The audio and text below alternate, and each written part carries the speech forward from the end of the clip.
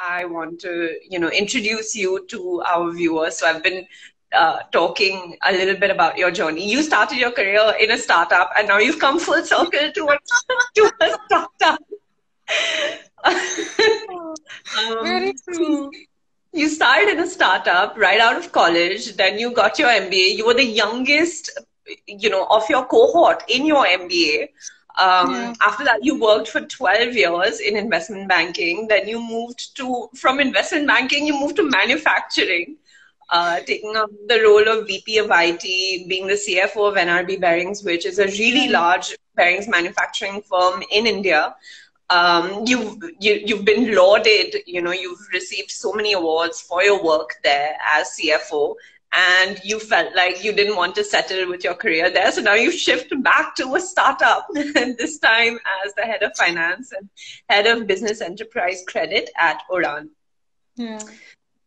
That's been a crazy journey to summarize in literally, the span of a minute. Do you want to talk about, how you even made these shifts and what prompted you to make these shifts? Right. So I think, Apurva, the starting point for everything that I do or everything that I did was just sort of acknowledging my own strengths and knowing what I did not want to do. So, if somebody asks me after the 10th standard, why did I pick science, for example? I knew that I did not want to do arts, that was for sure.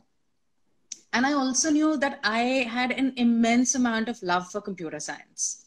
Okay, even today, I think my brain is wired like a flowchart. So the only way I could pursue that was doing science. Right. After my 12th, I had actually enrolled myself for maths honors. Oh, wow. Okay. And engineering was never on the cards for me because I knew that I did not want to just be a padhaku nerd. I wanted to explore the other facets of my personality, right? And according to me, engineers are padhaku nerds. So, and I'm using this term which my 12-year-old nephew has just coined for me. So, so but I think what happened was when I joined maths honors, I was not enjoying my classes as much. And that's when my results came out for the 12th standard and I'd done reasonably well. And I said, okay, I will go and do engineering. But there again, I was very clear that look, 11th and 12th in junior college, I had done more of theater than studies. I barely had 20% attendance in class. So I needed to be in a college that would ground and rein in somebody like me, right? Because otherwise there was no point in putting in all the effort and time into doing engineering. So I did engineering with the condition that I would want to get into Swami Vivekanand, which is VESIT as they call it under Bombay University. And if not VESIT, then no other institute for me. I had Yeah. no friends going to VESIT, but I knew that it was the strictest college in the engineering discipline under Bombay University. And that's why I chose it, right? Because I knew that I needed to be reined in and I knew that I loved comp science. Post engineering, again, I think what happened to me was so I did comp science engineering, enjoyed every bit of it, right? And I think even today, the one thing I'll say is that engineering taught me how to really be analytical and how to really be structured. And had I done anything else, probably for the individual I am, I would not have gained that. Subsequent to engineering, I had two offers, right? One from Wipro and one from Mphasis. Both, even today, are great companies. But Yeah. I graduated when the IT bubble had just burst. Oh, So gosh. so I didn't have the option of joining these companies, but I didn't have the option of sitting at home. Because the other Right. thing, and I think this comes to financial planning, is that I have always worked ever since I joined engineering. And the reason for that was very simple. I don't think I was trying to earn money. I think I was just trying to earn pocket money that I could spend without being questioned. Yeah, makes sense. Yeah, so You don't I want come. you didn't want to be asked about, why you're spending your pocket money. Makes a lot of sense.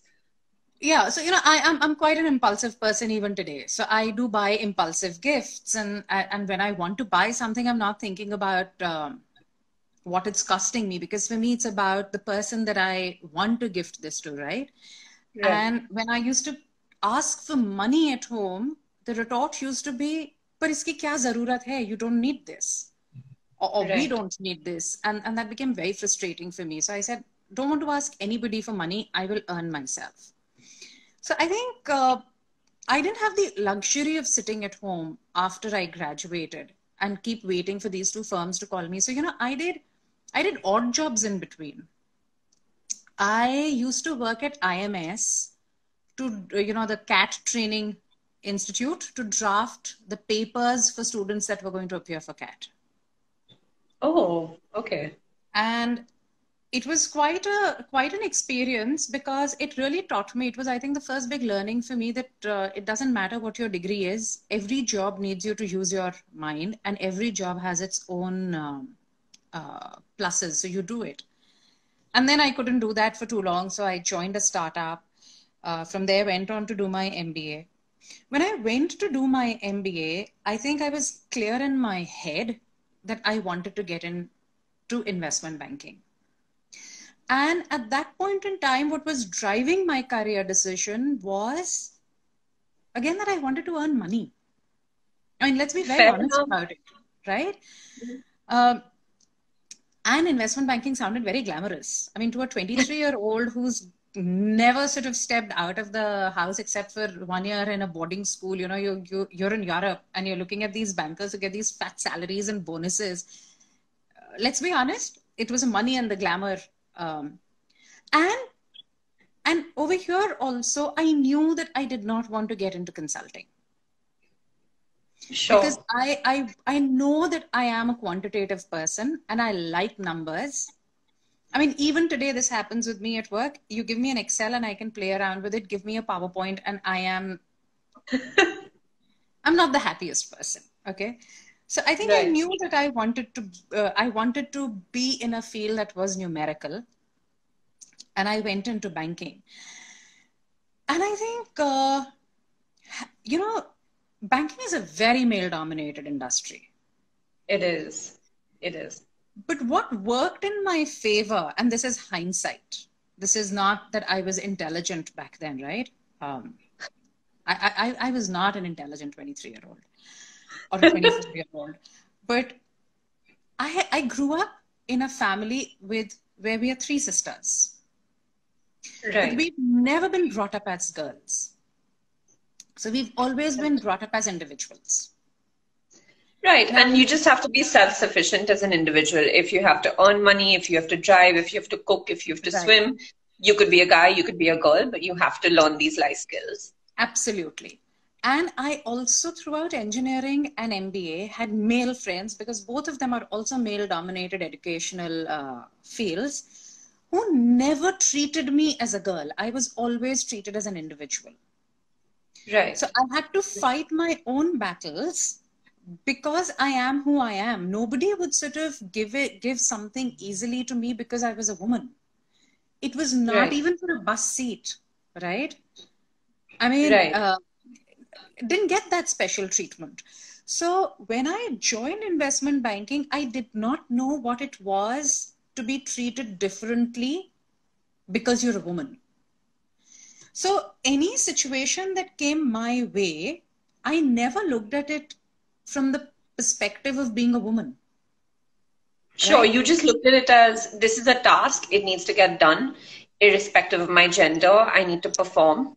Right. And it's a challenge that I need to overcome. And if I have to fight for myself, I have to fight for myself. And I have to make a place for myself because I deserve to be here. Right.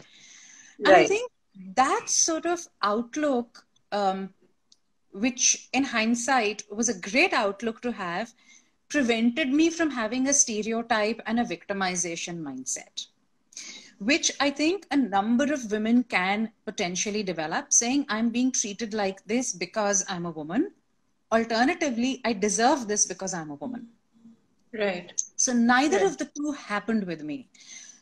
And I think I also got into situations where I was thrown into the deep end at every single point in time. So when I started my banking career, I joined a team where I was, of course, the youngest and the lowermost person in the team, right? Right. But it was also a tough time for Europe, 2004. Europe was coming out of, a deep recession, I Yeah. won't call it, but a deep downturn in the economy. Yeah. I didn't understand the eye of investment banking, and there was nobody to teach me because nobody had the time. So I Sure. had to dig deeper, grind, dig my heels in, stand my ground, learn. And I think I used to be in the office at 7 in the morning and leave at midnight. Yeah. And you Typical do banking house. right and do that 7 days a week. But I think what that did was it rewarded me at the age of 28 to be hired to set up the business, the Central Eastern European and India business for a large derivatives trading house out of London. And I remember Right. having this conversation with my boss. And so, this is not to say that I was very confident always. Of course, Right. there are elements of self-doubt that do creep up. It's just that, I knew how to sort of make a joke out of it and laugh at myself. So I Sure. actually went up to my boss, the CEO, and I said, Darren, uh, what if I was to run away with all the budget that you've given to me? You won't be able to find me in a country of a billion people, right? And we had this laugh because I was also nervous that, I'm an Indian. You hired me to set up the India business. I've never done banking in India. What if I don't fail? What if I fail? What if I don't succeed? And he turned around to me and he said, listen, when I see potential, I recognize it.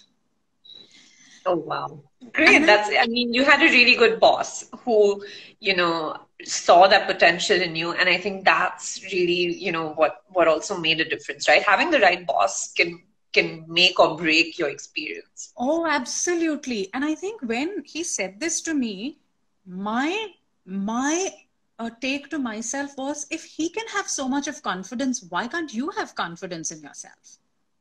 Sure. And so this is the second thing that I always tell women, right? Um, First is, don't come from a place of victimization. The second is, if you don't have confidence in yourself, you can't expect somebody else to have confidence in yourself. And over the years, I've coined a phrase, and anybody who's listening to this and uses it will need to pay me royalty, please. But I've patented a phrase which I deeply believe in, right? There is only one task that comes in this world which is without a manual, and that is bringing up kids. And Being a women mom. do that, being a mom, and women do that beautifully well, right? So Yeah. my point is, if you can do that task without a manual, why don't you have the confidence in your abilities to do every other task in this world that comes with 100 and more manuals? That's a very interesting way to look at it. Yeah, no, you're right. There's a how to or a, business for dummies. There's all these guides for available to help you. Even if you're, trying to figure out your love life, there are people, there are experts to advise you on that. But there's no manual for motherhood. So if you can figure motherhood out, you can figure everything else out. Right. So, I mean, look at today's times, right? People are saying this pandemic is unprecedented. Absolutely.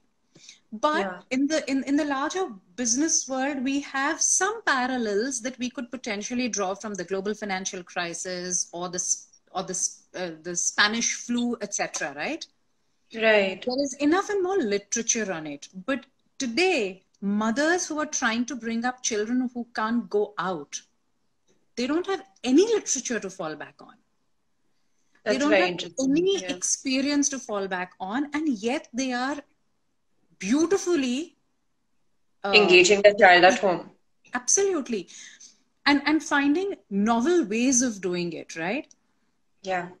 So Yeah. I think that's the other thing that I'll tell women, and thanks to Darren, I learned that, right? And at this point in time, I'd like to sort of also say that one thing that I learned. So when I was trying to set up this India business, I was in London. I used to travel to India almost twice a month, and there were days when I traveled just for 12 hours to be in India and go back, right? Oh, And I've wow. suffered from massive back spasms. I've been in bed, and there has been no support system back in London to help me. Right. And I think at those points in time, I think one thing that I started to realize was it's not fair, and women do this more than men. Women do this, that they want to be superhumans, right? And I think it's unfair to expect that you will be able to excel at everything. You And just I have to think, pick and choose what you're good at and then just run with it. right. And the second thing is ask for help. It never makes you a smaller person if you ask for help. Right. You'll always find support if you need it, right? Whether it's managing your family or help at work. There are, and your friends can also step in to help. So there's always a support system, but really building that support system is really important. Right. And I think understanding that and acknowledging that stood me in great stead when I moved from banking to manufacturing. Right. So, Right. when I joined manufacturing again, I was the youngest in the senior leadership team. I had Wow. absolutely no manufacturing experience, right? I was the only woman there. Right. So, I think, and let me be very candid over here. I'm not a CA. So while I can read a balance sheet, for me, understanding accounting rules did not come intuitively. And I Right. think what happened And yet, was, you became the CFO and you were in the C-suite. You were one of the women leaders in the organization, and and you I were an had equal. the responsibility of presenting financials of a listed entity, Yes. right? Right. So I think I joined in August of 2013, and the first board meeting that was held was pretty much soon after that, but I hadn't done too much of accounts preparation for that. Um, Come the January board meeting, there were certain nuances that started to come up where, not being a CA, I didn't have an intuition from an accounting standards point of view. Fair enough. Yeah. So I actually start thinking of the problem from a first principle point of view, saying let's see how this contributes to business, what is the risk to business, and why it should be dealt with in a particular manner. Right. And what transpired then was very interesting. So I had my viewpoint, and I couldn't understand how to translate it into an accounting equivalent accounting framework. And I Okay. kept thinking, how do I tackle this? Because see, I could not go to my team. I was the leader, and I had just Right. joined. Right. Uh, So you had to really take the onus of explaining it. right. Even if not the onus of explaining it, you've just joined. You don't want to expose yourself without really Sure. having a knowledge of people, right? Sure. Sure. But I wanted to reach out for help. So I Yeah. picked up the phone to our audit partner, Okay. and I picked up the phone to our audit committee chairperson. Yeah. And I said, this is the way I'm thinking about it. I'm not a CA, but now tell Yeah. me what your views are. And what that did was, it not only gave me the solution, but it also built a relationship which is very strong, because people turned around and said, she's not one of those who is scared of saying, I don't know this, explain it to me. Sure. Right? Right. And I think that comes in extremely handy. Yeah. I think, you've made a really fantastic point there. If you want help, just ask for it. And it'll come your way. I think we shy away from asking for help, and it's so easy to do that. Yeah. I think my only sort of caveat there would be that when we are asking for help, we should be mindful of who we are asking for help. Right.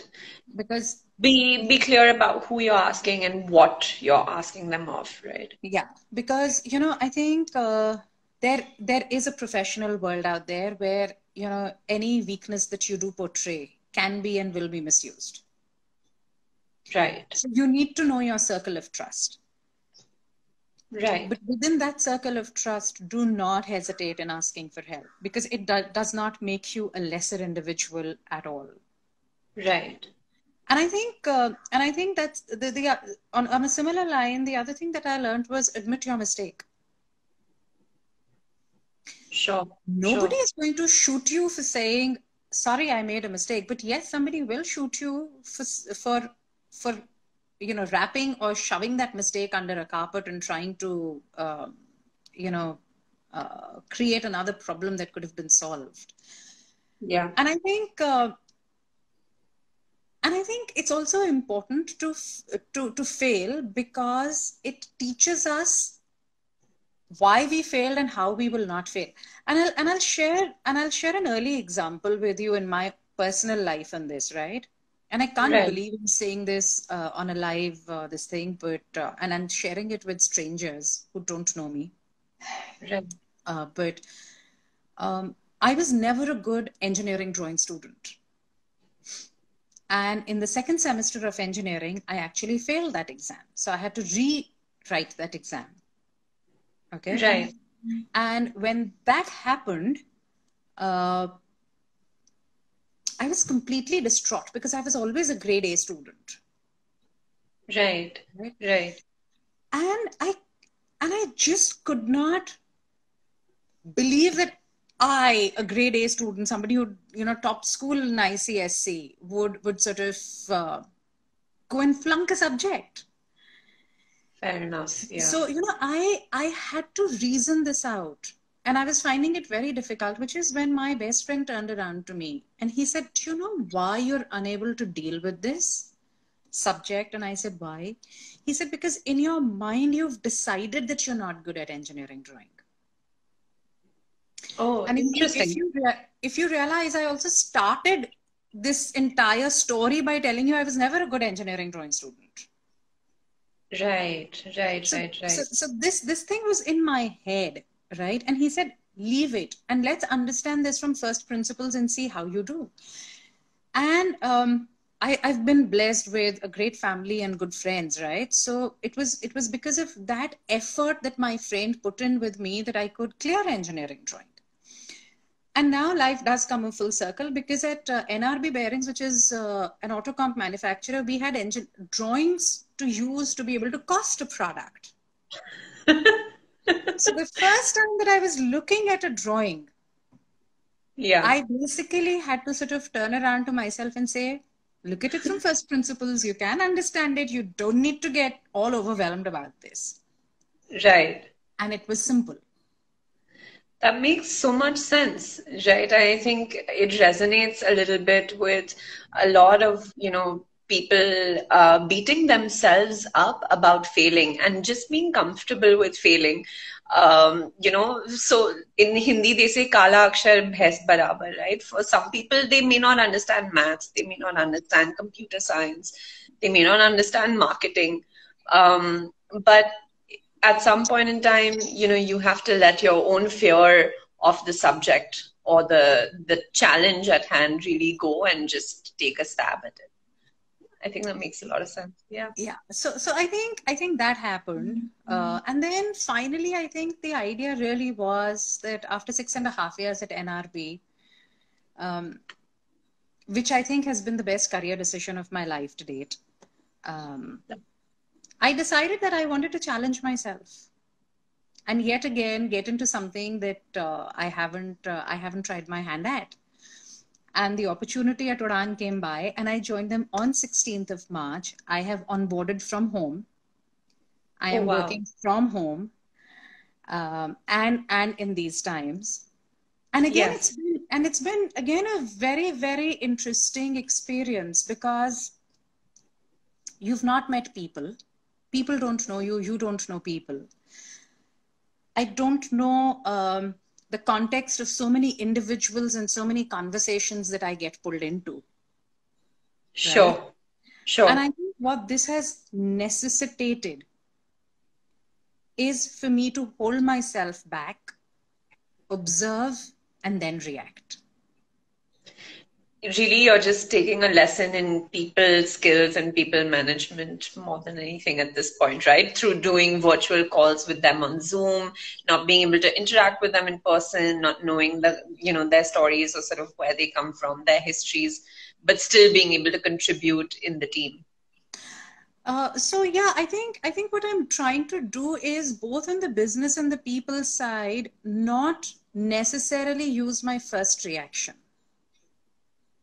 Because when Sure. you've met somebody in person, the body language can tell you a lot more. Okay. Right. When you're in an office, meeting two other people will give you a context to a third person a lot more. Right. Right now, Right. you're missing all of that. So I think what I'm trying to do is I'm trying to, whether it's external stakeholders, whether it's internal stakeholders, whether it's business, whether it's people, whether it's my own role, I'm I'm really trying to observe and react. I'm also trying very hard to not uh, feel left out if I'm unable to contribute to a situation because I'm doing as much as I can, Sure. but I don't want to. I don't want to try too hard, Yeah. and and that means that I have to have the confidence in myself that I am here today because I deserve to be here. And it's okay for me not to contribute to all the 10 things that I'm a part of. Sure. And it's okay to Sure. be an observer, a listener on 7 of those 10. Yeah. And I think that again is a very, very important lesson overall, as I feel, in leadership, because what that does is it makes you that much more sure about yourself. Just to be able to allow people to, carry on their tasks and not have to jump in everything and sort of let them run with it, let them see what they do. And even just to sit back and watch what's happening and gauge the situation and react, after a pause and not having to react immediately. Yeah. Very, very cool. Very, yeah, no, it's crazy to be onboarded during these times. Obviously, you can't meet your cohort, you can't meet your colleagues, you can't meet even the founders at this point. So whatever, work you're contributing has to be remote. So you have to put in that effort to be a part of the team, but at the same time realize that you're not going to have the contacts until you really go to Bangalore and meet everybody in person. Yeah. So yeah. Wow. So, Tanushree, I'm just going to pause and just quickly check if we have any questions from those who joined in to view this chat. And I think at this point in time, nobody has posted a question yet. So I just wanted to, close this discussion by asking you, how are you dealing with these unprecedented times? What is the impact that you're seeing on businesses, and how can we through our basis community, or even, through our conversations with our friends, families, partners, etc., how can we help ease the burden on somebody else, from a business perspective at this time? Right. So I think the biggest learning that I take away from this particular event, global event, really is that the age-old saying of saving for a rainy day was not just for the sake of saying. And it'll always pay off in the long run to have something to dip your hand into. And that's even more true for businesses. Because today, Right. the businesses that are really being able to survive and to not worry about so many other issues are people who are sitting on cash and are low on debt. Yeah. They're Yeah. the healthiest businesses. Even the equity markets are rewarding those businesses today. So Right. I think that's the first thing that we all need to start thinking about. Uh, and I think the second thing is to understand that this this being unprecedented, nobody knows how this will unravel. I think sorry. Somebody mentioned that this is actually the first pandemic that we're living through. Doesn't mean it's going to be the only pandemic that we live through. So I think that's very true, but more importantly, I think today the scale at which the disruption has happened because of this pandemic is tremendous. It's global, right? On the Yeah. supply side, you've been impacted. I mean, let's just take the mobile phone industry, right? All of us are on mobile phones for this particular chat, Right. right? Right. A lot of that supply comes from China, comes from Taiwan to India. Yes. Now, we are the largest importers of chips. Right. All Right. of that supply chain is going to be impacted. On the other side, this is a demand that will go up because today the migrant labor who's going to come back will want Yeah. uh, connectivity with the family back home. So if it's Yes. not a smartphone, it'll be a feature phone. Right. But after a point in time that you've catered to the demand, right, the supply will need to be keeping up pace. Right. And now let's bring this global into the local vision. So let's see what is happening to all of us when we are trying to order on e-commerce. The Yeah. e-commerce companies are not being able to keep up, right? Yeah. Because they don't have manpower or they have limited logistics.